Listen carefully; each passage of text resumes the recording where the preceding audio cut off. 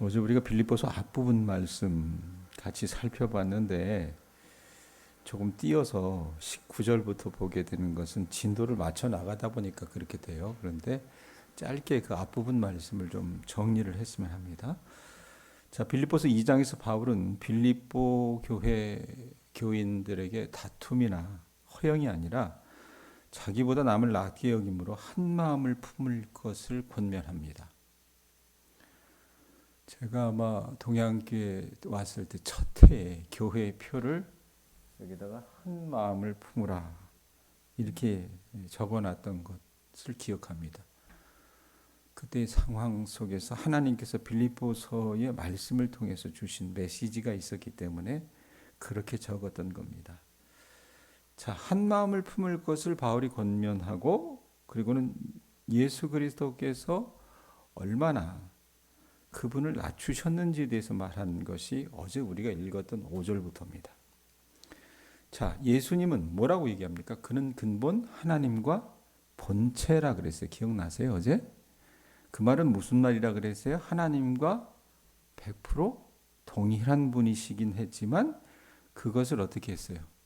당연하게 누릴 것으로 여기지 않으시고 사람의 몸을 입고 이 땅 가운데 오셨다 그랬습니다. 인간이 되어서 이 땅에 오셨는데 종과 같은 모습으로 오셔서 예수님이 하신 것은 뭡니까? 당신을 쳐서 십자가에 죽으시기까지 세상에서 가장 낮은 사람보다 더 낮아지셨어요. 하나님께서 그런 예수님을 어떻게 하셨습니까? 세상에서 가장 높은 것보다 더 높여주시고 그 주님 앞에 세상이 무릎 꿇게 하셨던 겁니다. 어제 여러분 말씀 한번 보세요. 10절 11절 한번 보세요. 뭐라고 얘기합니까? 하늘에 있는 자들과 땅에 있는 자들과 땅 아래에 있는 자들로 모든 무릎을 누구의 이름 앞에 꿇게 하셨대요? 예수의 이름에 꿇게 하셨고 누가 그렇게 하신 거예요? 하나님이 그렇게 하셨다는 얘기입니다. 11절에 보면 모든 입으로 예수 그리스도를 주라 시인하여 하나님 아버지께 영광을 돌리게 하셨느니라. 왜? 8절에 있는 것처럼 사람의 모양으로 나타나서 자기를 낮추시고 죽기까지 복종하셨으니 그 십자가에 죽으심이라. 하나님을 위해서 또 죄 많은 우리를 위해서 주님께서 선택하신 그 일을 보시고 하나님이 지극히 높이셔서 이러이러하게 해주셨다는 것이 어제 말씀의 내용이에요. 그리고 나서 우리가 지금 빼먹었는데 짧게 이야기한다면 12절 한번 보세요. 12절 보면 뭐라고 얘기합니까? 그러므로 나의 사랑하는 자들아 너희가 나 있을 때뿐 아니라 더욱 지금 나 없을 때에도 뭐하래요? 항상 복종하여 두렵고 떨림으로 너희 구원을 이루라. 주님의 낮아지심과 높아지심. 예수님께서 사람의 몸을 입고 오셔서 십자가에 죽으신 그 사역을 우리가 믿는다면 바울은 뭐라고 얘기해요? 빌립보 교인들에게. 12절 끝에 있는 것처럼 뭐라고 얘기합니까? 항상 복종하여 두렵고 떨림으로 자신의 구원을 이루고 가야 된다라고 얘기를 해요. 그러니까 예수님이 이러이러하게 하셨어라고 얘기를 하니까 주님은 그렇게 하셨대 그러고 그건 그분 일이고 나는 내 일이야 이렇게 생각하지 말라는 얘기입니다. 주님의 그 낮아지심과 높아지심을 믿는다면 주님이 그러하셨듯이 우리 자신의 구원을 두렵고 떨림으로 이뤄가야 된다라고 얘기해요. 그래놓고 15절 말씀이 이어져요. 15절 보면 뭐라고 얘기합니까? 이는 너희가 흠이 없고 순전하여 어떤 세대라 그래요?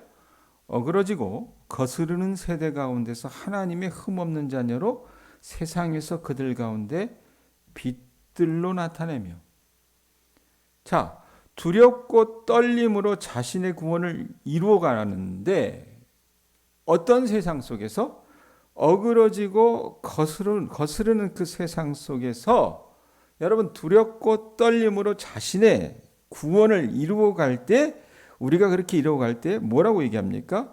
세상에서 빛과 같은 존재로 살아갈 것을 바울이 권면하는 거예요. 감옥 속에서.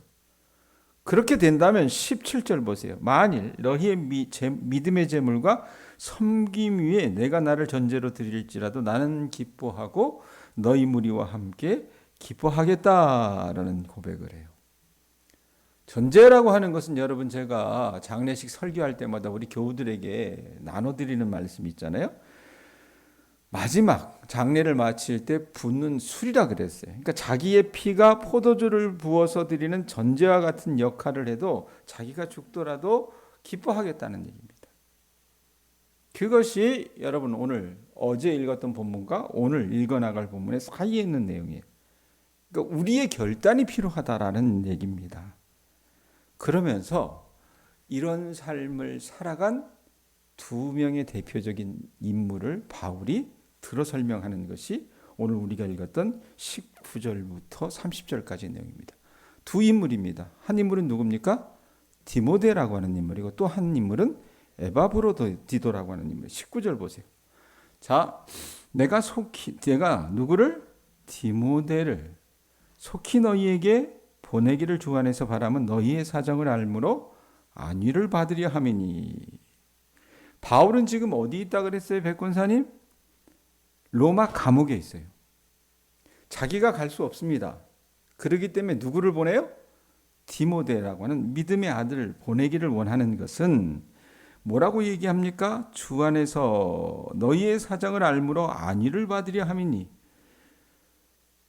빌립보 교회가 여러분 어떤 상황 속에서 세워진 겁니까? 바울이요, 귀신 들린 아이를 여러분 구원해 줬다는 이유 때문에 감옥에 갇히게 되잖아요. 맞고 신라가. 그랬을 때 어떤 일이 벌어집니까? 사도행전에 보면 밤중이 되어서 지진이 나요. 그래가지고 옥문이 열렸습니다. 자, 그 죄수를 지키는 여러분 간수의 입장에서는 이건 사단난 일이잖아요. 죽으려고 그랬어요. 이제 내가 책임 충고받아서 죽을 수밖에 없겠구나라고 생각해서 스스로 자진할 때 바울이 그걸 뜯어 말렸어요. 감옥 안에서. 우리가 뛰쳐나가지 않았다 라고 얘기하면서 그 사람이, 간수된 사람이 하나님의 구원을 보게 돼서 그 자리에서 어떻게 해요? 교회를 세운 것이 빌립보 교회예요. 예? 자, 그런데 그 빌립보 교회가 여러분 바울에게 있어서는 잊혀질 수 없는 교회잖아요. 그래서 디모데를 빌립보 교회에 보내기를 원하는 것은 빌립보 교회 사람들의 신앙과 삶의 이야기를 자기가 여러분 감옥에 있더라도 좀 들어서 자신도 어떻게 해요? 사정을 알므로 안위를 받으려 함이니라고 하는 표현이에요.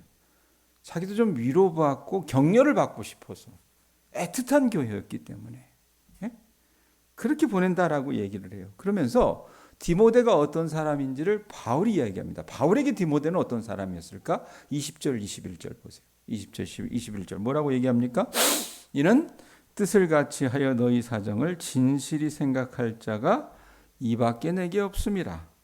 그들이 다 자기 일을 구하고 그리스도 예수의 일을 구하지 아니하되. 자, 디모데를 표현할 때 뭐라고 얘기합니까? 바울이 하는 일 가운데 뜻을 같이 했다 그래요. 이 뜻을 같이 했다라고 하는 표현은 같은 영혼을 갖다라고 하는 뜻인데 이건 뭐냐면 우리로 얘기하면 저 사람은 나의 분신이야. 판박이야. 디모데는 나 바울의 분신이다. 이런 뜻이에요. 자, 그런데 그렇게 뜻을 같이 해서 바울이 뭐라고 얘기합니까? 너희 사정을 진실이 생각할 자가 디모데 이 사람밖에 없다고 얘기해요.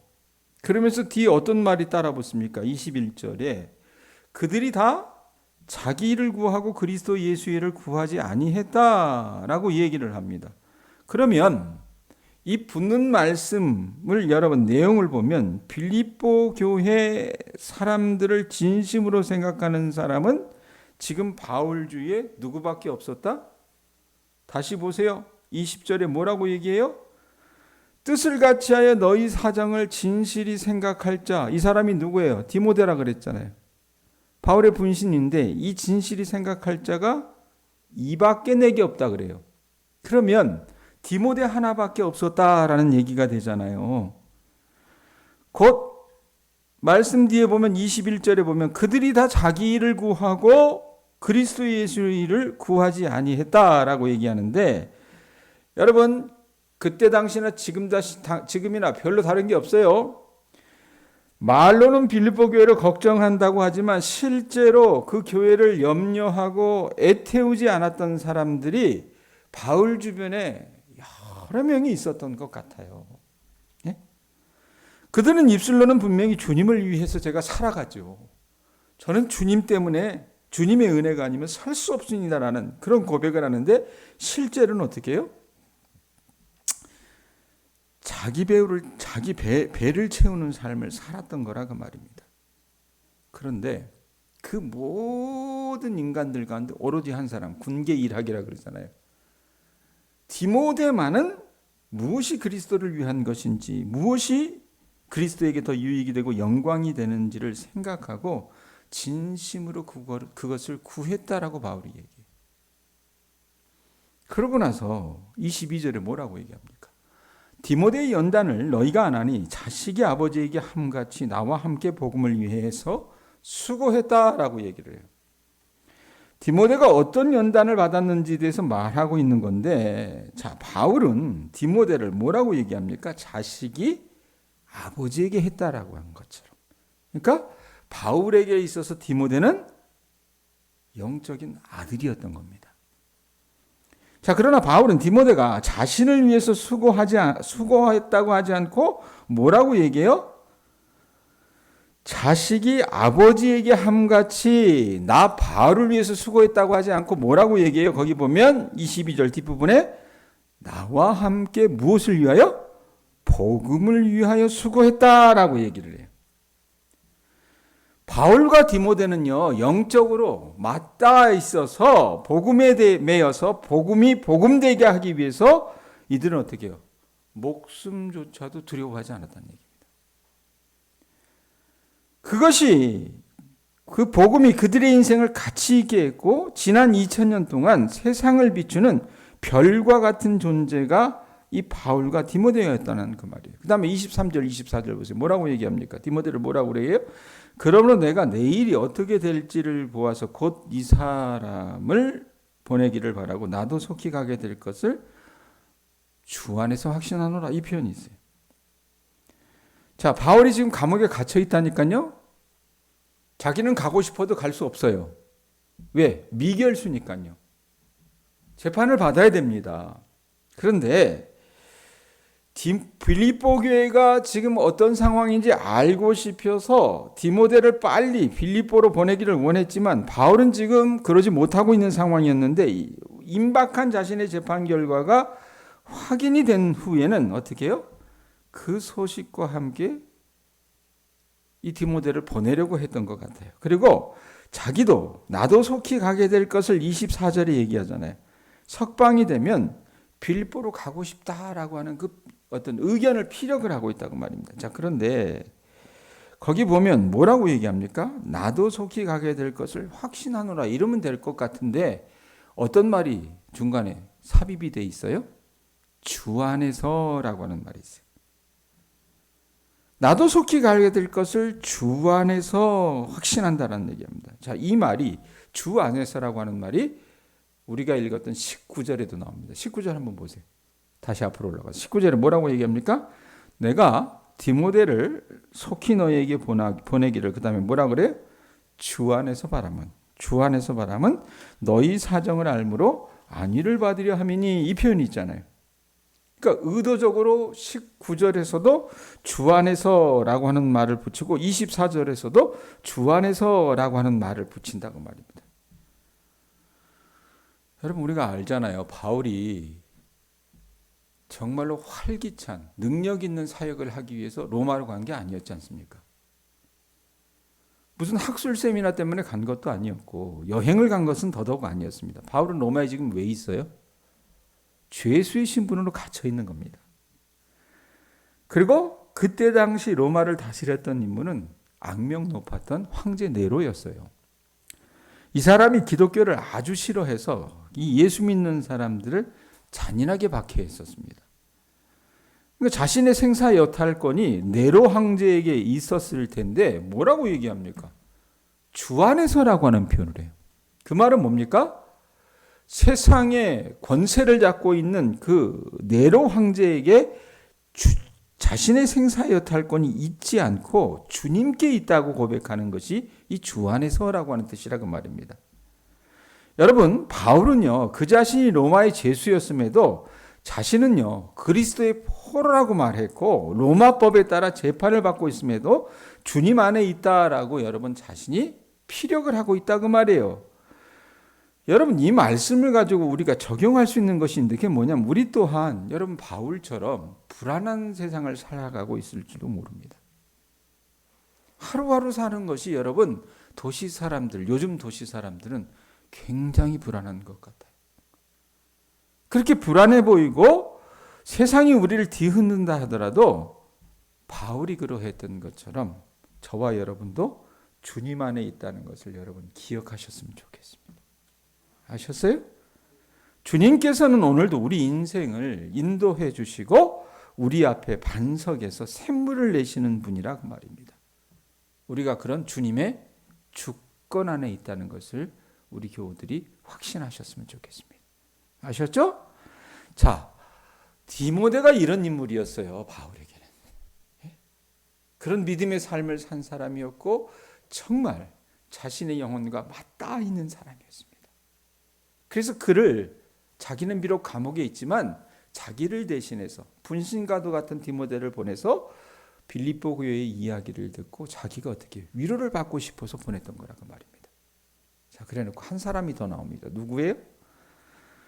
에바브로디도라고 하는 인물이에요. 25절 보세요. 25절 보면 뭐라고 얘기합니까? 그러나 에바브로디도를 너희에게 보내는 것이 필요한 줄로 생각하노니 그는 나의 뭐래요?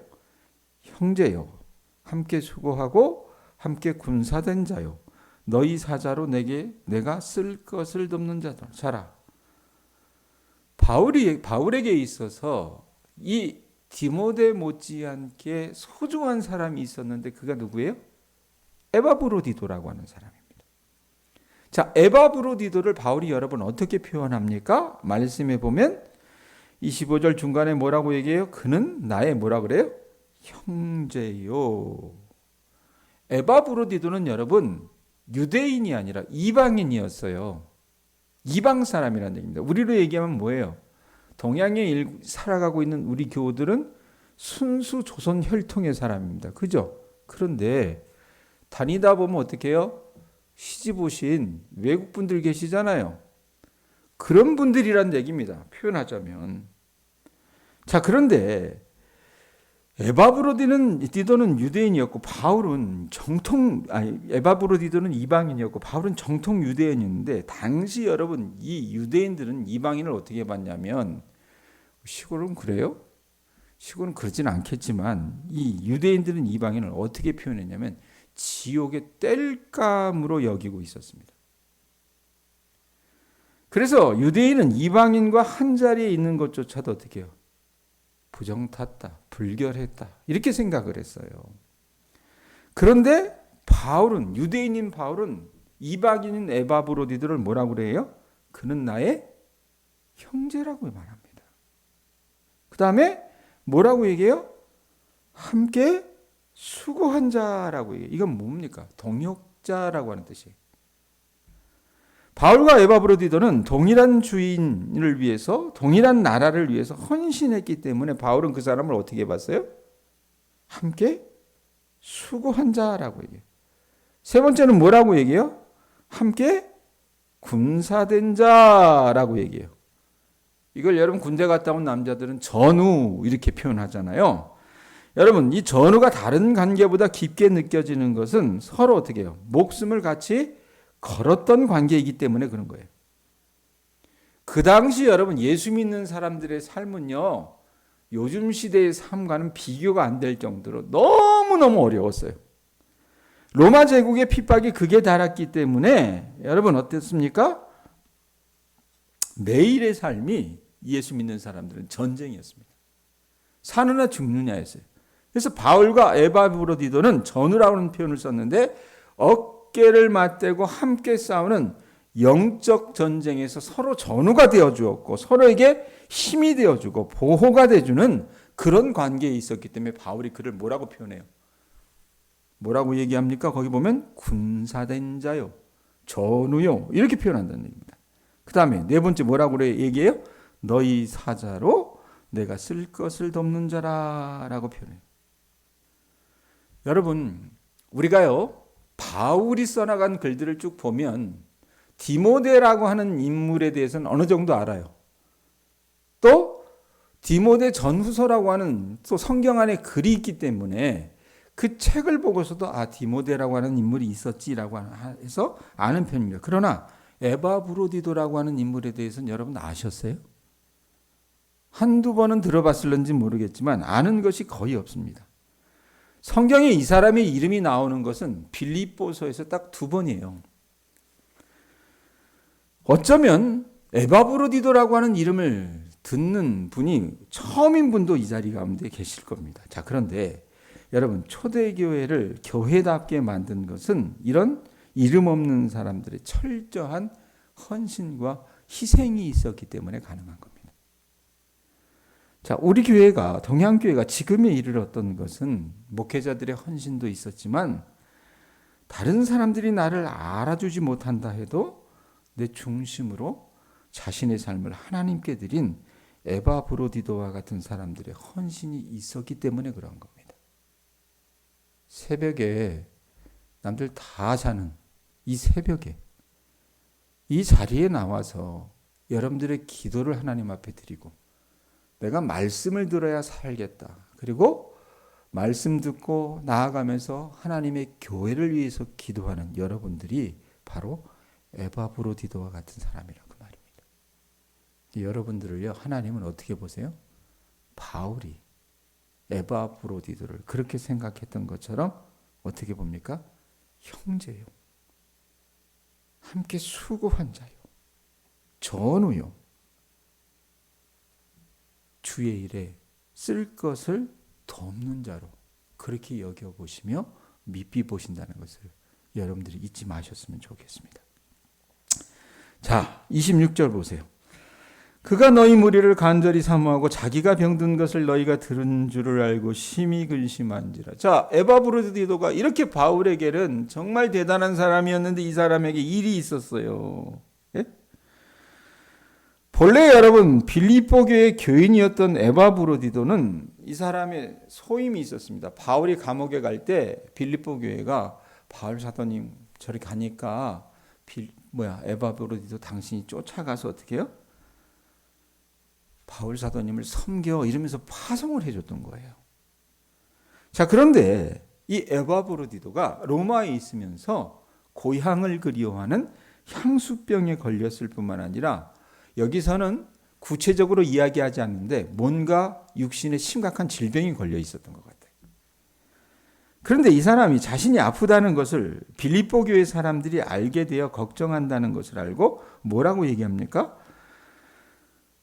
자기가 병든 것을 너희가 들은 줄을 알고 심히 뭐했다 그래요? 근심했다라고 말해요. 에바브로디도가 도대체 얼마나 아팠는지 어떤 일이 있었는지를 27절이 말하는데 죽을 병이 걸렸었던 것 같아요. 27절에 뭐라고 얘기합니까? 그가 병들어 뭐했대요? 죽게 되었으나 하나님이 그를 긍휼히 여기셨고 그뿐 아니라 또 나를 긍휼히 여기사 내 근심이의 근심을 면하게 하셨느니라. 그냥 곧불로 감기로 여러분 여러 날 아팠던 게 아니에요. 백군사님. 요즘으로 말하면 뭐예요? 의사가 얘기하는 거예요. 에바브로디도님, 이제 당신 살 날이 며칠 안 남았습니다. 장례식 준비해야 될 것 같습니다라는 그런 사형 선고를 들은 거예요. 그런 상황이었던 에바브로디도를 하나님께서 어떻게 하셨어요? 말씀해 보면 뭐라고 얘기해요? 병들어 죽게 되었으나 27절 누가? 하나님이 그를 뭐 하셨대요? 긍휼히 여기셨고 하나님이 그를 긍휼히 여기셔서 기적과도 같이 살아나게 하셨던 거예요. 예? 하나님을 위해서 이렇게 희생하고 충성한 사람들을 여러분 하나님께서 그들을 위해서 죽을 병에서도 어떻게 살려주셨다라는 얘기입니다. 그래서 중병으로 죽음에 직면했을 때 에바브로디도가 어떤 마음이었는지를 바울이 30절에 이야기합니다. 30절 뭐라고 얘기합니까? 그가 그리스도의 일을 위하여 죽기에 이르러도 뭐라고 얘기해? 읽어보세요. 시작. 자기 목숨을 돌보지 아니한 것은 나를 섬기는 너희의 일에 부족함을 채우려 함이니라. 에바브로디도는요, 죽음의 그림자가 그를 따라다녔을지라도 죽음의 자신을 맡기지 않고 예수님에게 자신의 인생을 맡겼기 때문에 바울을 돌봤다라는 얘기예요. 특별히 자기의 목숨을 돌보지 않았다는 것은, 이 돌보지 않는다라는 말은 여러분 어떤 뜻이냐면, 이 헬라어 원문으로 보면은요, 도박할 때 쓰는 용어입니다. 자, 고스톱엔 잘 나오지 않지만 고스톱 말고 포커라고 하는 이 서양 도박이 있어요. 이 포커 같은 도박을 할 때 여러분 자기가 걸 때 최고의 패가 나오면, 야, 이건 내가 받은 이 카드가 다른 사람들은 못 받았을 거야 생각하면 어떻게 합니까? 사람들은 자기가 갖고 있는 돈을 다 걸잖아요. 예? 바로 돌보지 아니했다라고 하는 말이 그런 뜻이에요.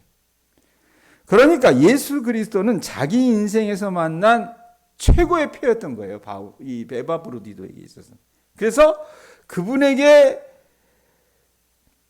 자기의 전 삶을 걸어도 에바브로디도는 아깝지 않고 그것이 절대적인 승리의 길이라고 하는 것을 굳게 믿었던 거예요. 그래서 죽음의 순간에도 자기 목숨을 돌보지 않고 예수님에게 자기 온 생을 던질 수 있었던 거라 그 말입니다. 여러분, 오늘 우리는 누구를 봐서요? 디모데와 에바브로디도에 대해서 말씀을 가지고 살펴봤습니다. 자, 세월이요. 요즘 세월이 참 하수상해요. 교인들도요. 참 별의 교인들이 다 있어요. 이 자리에 있는 교인들은 그런 분들이 없겠지만 요즘 시대의 교인들에게 여러분 헌신해라, 희생해라, 충성하라 이런 얘기하면 어떻게 하는 줄 아세요? 목사 네가 나한테 하는 거 보고 내가 그 따라서 할게 이래요. 내가 그 얘기를 들었어요. 최근에도. 예? 근데 내가 그걸 듣고 여러분 놀라지 않는 게 뭐냐면 요즘 시대 교인들의 사고방식이 그 모양이라 그 말입니다. 바라기는 이 새벽에 하나님의 말씀을 듣고 주님의 나라를 위해서 기도하는 우리 교우들만이라도 디모데와 에바브로디도처럼 주님을 위해서 헌신하고 희생하고 충성해서 목숨조차 아끼지 않는 삶을 살아나가실 수 있기를 예수님의 이름으로 축원드립니다. 우리가 주님을 그렇게 생명처럼 여기며 살아갈 때 하나님은 우리의 충성을 밉비 보시고 죽을 가운데 있었던 에바브로디도를 긍휼히 여기셔서 살려주셨던 것처럼 여러분의 인생 가운데 하나님의 놀라운 기적을 행해 주실 줄로 믿습니다. 아셨어요? 믿음은 조건적인 게 아니에요. 예수 그리스도가 여러분 우리를 구원해 주셨을 때, 야, 난 네가 하는 거 보고 내가 십자가에 매달려 줄게 이러셨어요? 그게 아니잖아요. 그 희생, 그 구원의 여러분 값어치를 우리가 생각한다면 나를 위해 고난당하신 예수님을 위해서 목숨조차 아끼지 않는 그런 참 복이 드문 교우들이 되실 수 있기를 예수님의 이름으로 축원합니다. 기도하겠습니다.